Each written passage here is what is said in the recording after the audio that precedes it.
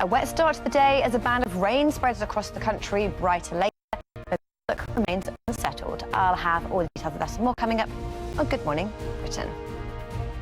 It's very rainy.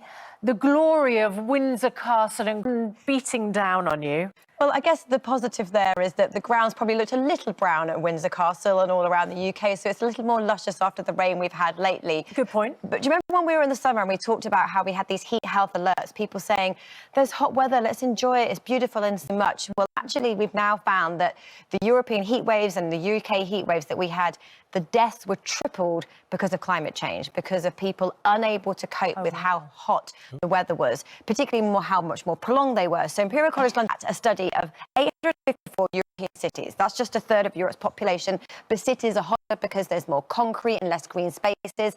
And it showed that climate change intensified these summer heat waves right across Europe with an additional 16,500 deaths. So 16,500 more people died because of these high temperatures. It means it aggravated underlying health conditions, heart diseases, kidney problems, and 85% of these excess deaths were in people over 65 years of age. The UK saw an additional 315 deaths and many other factors, population demographic, air pollution, adaptation. The researchers have said that these deaths will continue to rise. It's human-caused climate change. So humans put fossil fuels into the atmosphere, causes temperatures to rise. It means the heat waves are longer, the temperatures are higher. And with Europe being the fastest warming continent on Earth, it means that we're set to see these increase if we don't cut our emissions. I'll explain more a little more.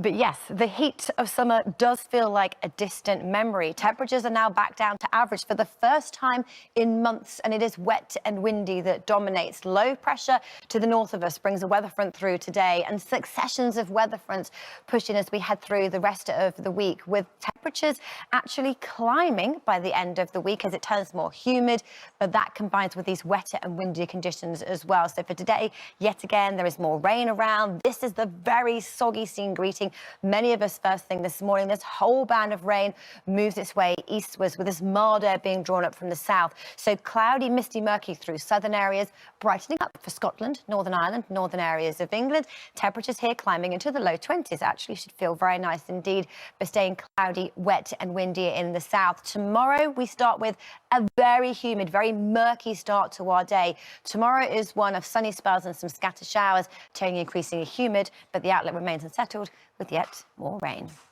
And for everybody else, the forecast is pretty similar. It's turning much milder as we head through the next few days, but the mild with warm air coming up from the south also comes with wet weather fronts queuing up across the Atlantic, bringing spells of rain most days. The isobars close together, so fairly breezy, but not as windy as it was earlier on this week. But for today, band of rain, making it wet for many of us, but it will brighten up later in the north, that is. This is the latest radar showing rain across large parts of the UK, the yellow and green showing how heavy it is across North Wales and northern areas of England. And this whole band of rain moves its way eastwards as we head through the day. But it's warmer that's being drawn up from the south, though it is mild, it is cloudy, it is humid for southern areas where it stays grey, dull and damp all day long. Temperatures here climbing to maybe 19 or 20 degrees. But Scotland, Northern Ireland and Northern England and North Wales, the rain clears brighter this afternoon, and actually 19 or 20 degrees here will feel very nice indeed. But some big changes coming as we head through the next few days, because the Atlantic is battling back. Those weather fronts queuing up, bringing with it a fair bit of rain. After some cooler weather of late, it turns a little bit milder as we head through the next few days across the north of the UK. That's Scotland, Northern Ireland, northern areas of England. But then a dramatic drop in temperatures into the next week. The first time in around about 6 months we've had temperatures this far below average, so it will feel cold. Percentage chance of rainfall is high. The band of rain around today is scattered showers for the end of the working week, but from Sunday on, drier into next week as that cooler air arrives.